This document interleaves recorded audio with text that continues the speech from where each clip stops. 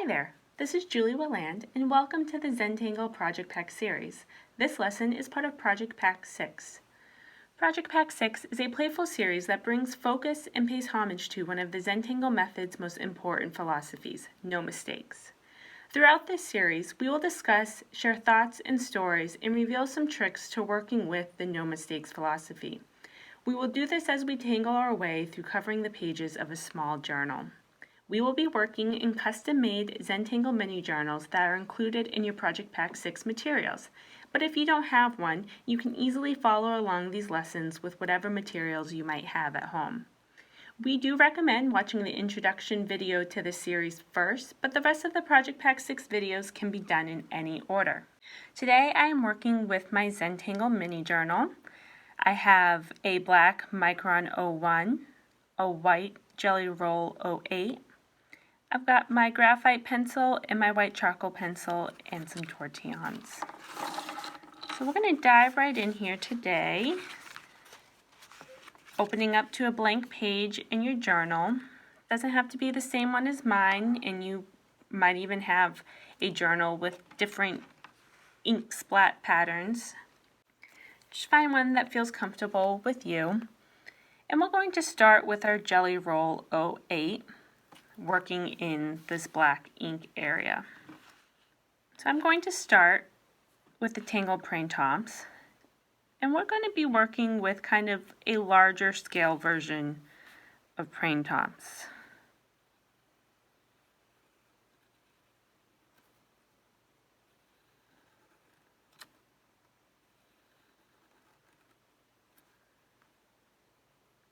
And then I'm going to go back and I'm going to add some weight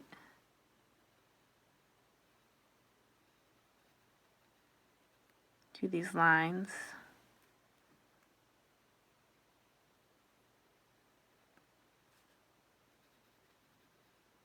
I like to use this weighting technique in a lot of my tangles. I feel like it adds a little more drama, a little more depth.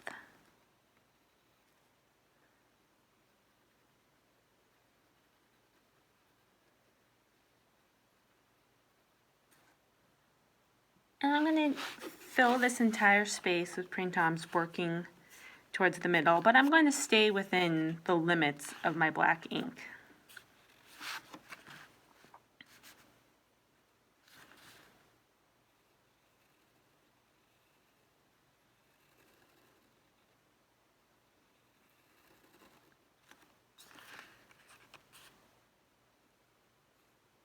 I think the no mistakes philosophy is an important one, not just to use in your art and in your Zentangle art, but to use in your life. And I think it's something that's really fostered here at Zentangle, that when you find yourself making a mistake or in an unfavorable place, to not dwell on it too much, to figure out what's your next step, what's your next stroke. And most importantly, and this is what I think is most important about the no mistakes philosophy, is what opportunities do you now have or do you now see that you may have not seen before. And I can think of countless times here that we have found ourselves maybe not so much making a mistake, but just in an unfavorable place where things aren't working out the way we want them to, and we have then found a solution or found another opportunity that we probably wouldn't have explored otherwise. And as I'm talking about this, I'm reminded of how I started my journey here at Zentangle, and this isn't exactly what I was going to talk about, but I think it's a good one. I grew up next door to Rick and Maria and to Zentangle, and I was always aware of it. I tangled, but this was never my journey. And then my senior year, or the summer going into my senior year of college, I found myself working full-time at an insurance agency, a pretty large one here in New England. And I was working full-time. But when they hired me, I said, in the fall, I'm going back to school. Here's my class schedule. Is this going to be a problem? And they said, nope, that's fine. They assured me they could work around it. Everything was great. Then fall rolled around, and it was probably mid-November when they told me it wasn't working. My class schedule was too much. They couldn't be flexible. And they had already hired my replacement. I had 1 week left. At the time, this was very upsetting, very unfavorable. And that evening, when I called my mom to tell her what had happened, I was very upset. I kept saying, they said my schedule was fine. This has to be some type of mistake. But alas, I was out of a job. What I didn't realize is that when I called my mom on her cell phone, she was actually at our neighbor's house, Maria, probably enjoying a glass of wine. And when she got off the phone, she told Maria about what happened, about what our call was about. And Maria said, well, we need some help here. Have her come up on Monday. And so I did. And that was almost 6 years ago. And at the time, working for Rick and Maria and working for Zentangle wasn't something I considered at all. It never even crossed my mind. But if it weren't for that unfavorable place I found myself in leaving the insurance company, I would have never had this opportunity.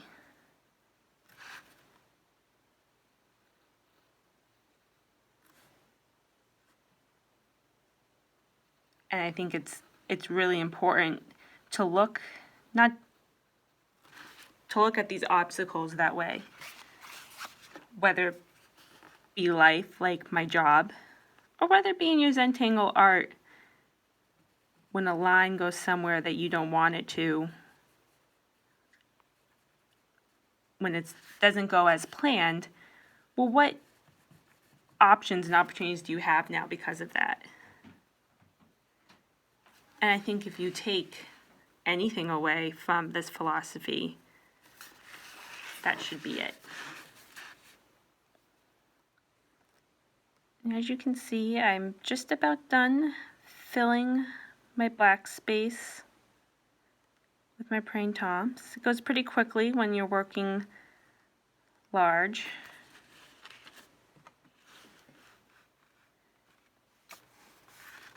Your space might be a little bit different shape, but you get the idea. And then when you are done with your praying toms and you filled the entire black area, you can go ahead and put your cap on your jelly roll, and you can pick up your Micron 01. And we're going to be working in the space kind of right below the black inked area, so wherever that may be for you. If you're on one of these pages, it will be over here. And what we're going to do in this space is a tangle that I've been calling Melting Muka. And this is actually inspired from a T3 Maria did, oh gosh, maybe last fall, called Simplified Muka. And it was a approach to Muka that was less intimidating than traditional Muka. And I was playing around with it one day after she posted the video, and I kind of started doing this little technique, again, that I'm calling Melting Muka. So we're going to start with drawing a line coming down, and come about halfway down the page. And then I'm going to add a curve and then a little bulb at the end. And then I'm going to aura the outside of this line all the way around like that. And there is your simplified muka.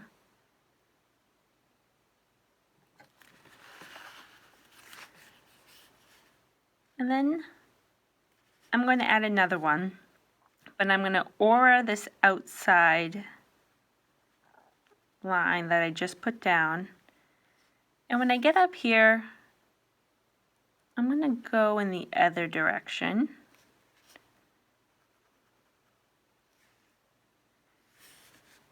And then so this line acts as my aura till I get about right here. Then I'm going to keep going all the way around.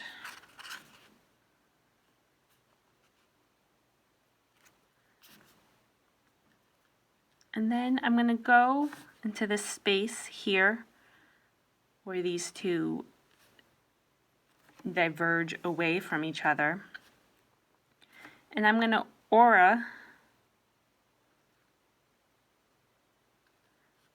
this top part. And then I'm just going to go straight down,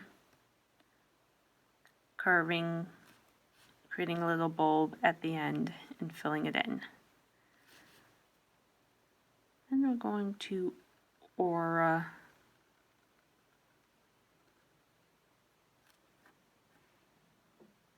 and so you can see here with this one kind of why I've been calling it melting muka, because it's kind of melting over the side.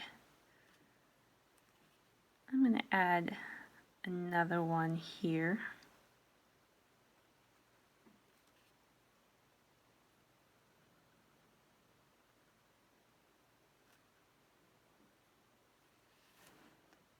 And then I'm going to add one. I'm not going to do the rounded part. We're going to imagine that it goes under the black ink.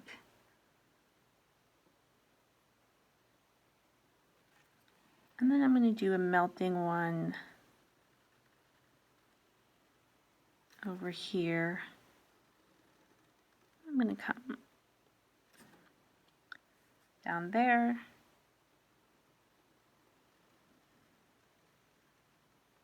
And then aura.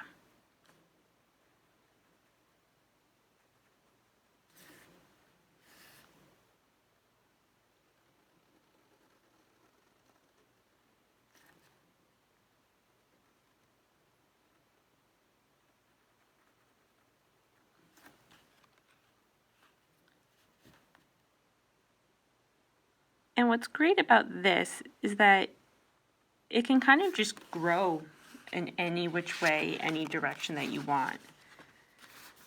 And you just keep adding these mukas.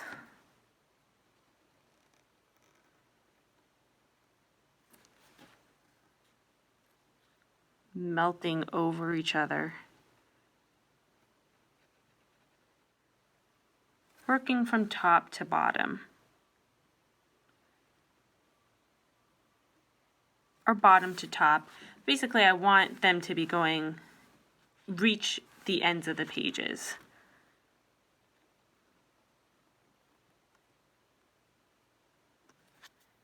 And then you can keep working off of the ones you've had, or you can start some new ones. And again, we're treating the white space and the black space as two separate spaces. So when you come up to this black space, you want to just stop and pretend as if it keeps going underneath.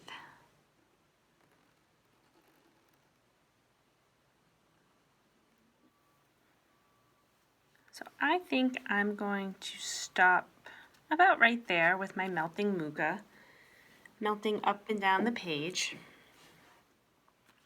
And then now we have all these little spaces that are just asking for some tangles. So I'm going to fill some of them with some tangles. I'm going to start right here, and I'm going to start with the Tangle Shattuck.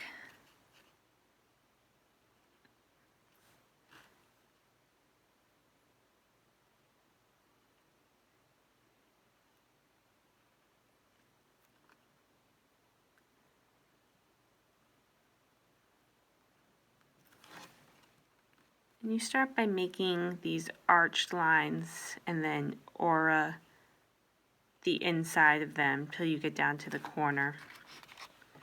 And then you want to turn your journal or your tile or whatever you're working on. And you're going to add another arching line, kind of going in the other direction. And again, begin to aura the inside of them, each one getting a little smaller until you reach the corner. And then you're going to keep alternating directions, drawing behind any of your little muka bulbs that you might come across. So now that I've filled that space with Shattuck, I'm going to keep filling some of my spaces with Shattuck. So I'm going to go ahead right here. And again, when I start Shattuck, I like to start with the biggest arch first. And then I want to aura the inside.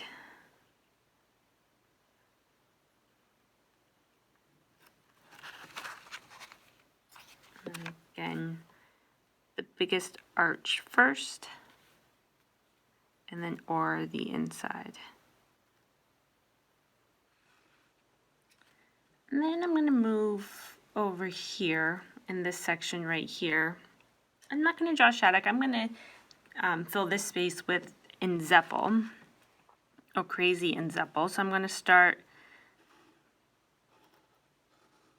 by drawing some lines that just keep overlapping each other to create a bunch of different size and shape spaces. And then I'm going to go back and I'm going to redefine the line until I get to the corner here, and then I'm going to round out the corner and then continue to redefine this line. When I get to this corner, I'm going to go round, redefine the line, round the corner, redefine the line, round at the corner. So it's like I'm taking an egg or a Nerf football and I'm shoving it into that space. And I'm going to continue to do that in each of these little spaces. And it's important that you redefine the lines. You could try and take the easy way out and just round the corners. If you see, that doesn't really give it the same look, but when you redefine that line, it gives it that look of that egg being smushed into this space. And so then after you have that space, you can pick a different space, and again I'm going to do Inzeppel again.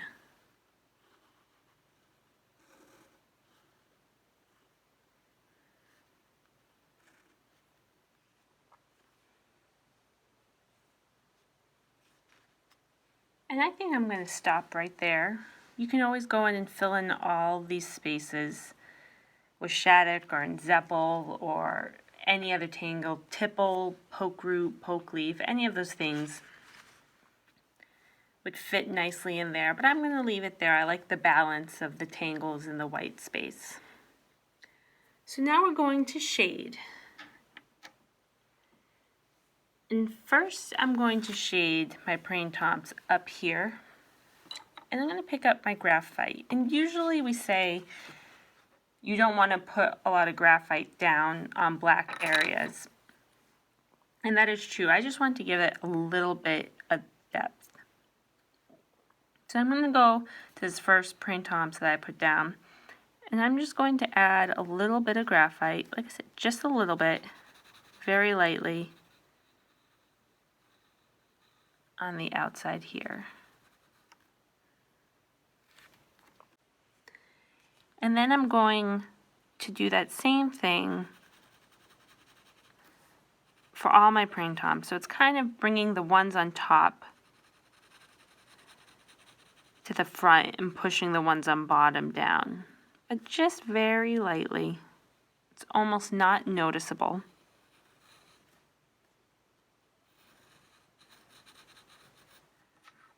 And then I'm going to take my tortillon and I'm just going to soften it.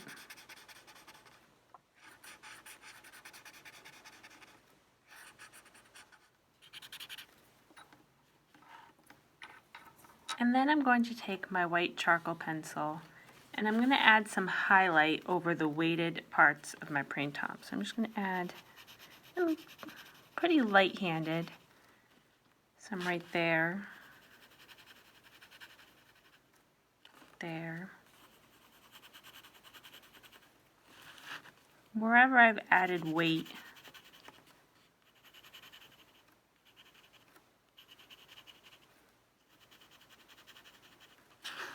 I'm going to add some white charcoal. And I'm going to take my tortillon I'm using with my white charcoal pencil and I'm going to soften it. I love the relationship between the black parts of this journal and the white charcoal when you smooth it out. And there your printemps is shaded. And you see we just did some light shading, very subtle, but it kind of brings it to life a little bit. Then to shade our melting mica and the tangles inside, I'm going to start over here with the Shattuck. I'm going to take my graphite and just very lightly, I'm going to shade each of those top arcs. Very lightly.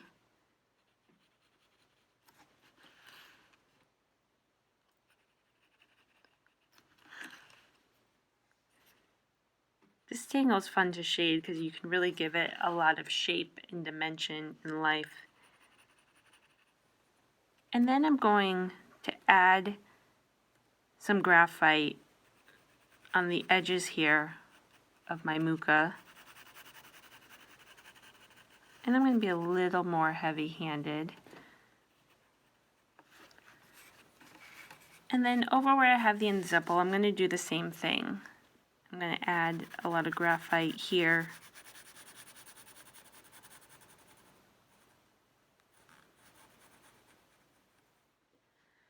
And then I'm going to take my tortillon, go back to these Shaddocks, and I'm just going to quickly soften this little bit of graphite that I put down.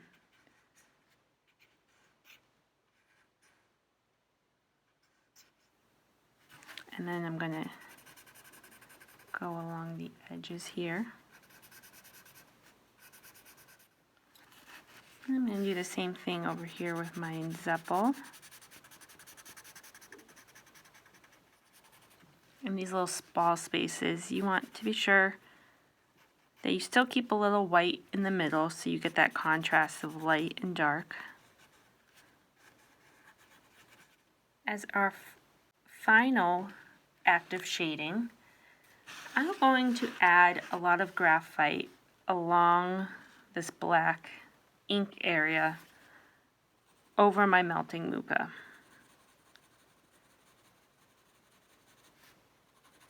And again, I'm being generous with my graphite, but also knowing that I can come back at any time and add some more.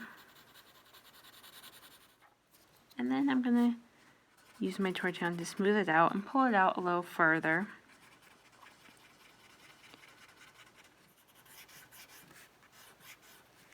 And I'm actually going to go back and I am going to add some more.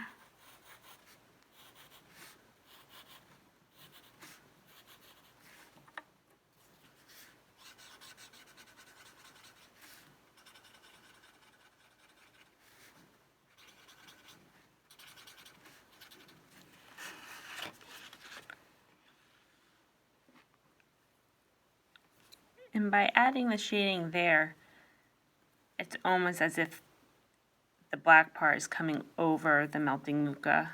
It actually looks a little bit like storm clouds. which is very fitting for today because last time I looked out the window I saw some forming.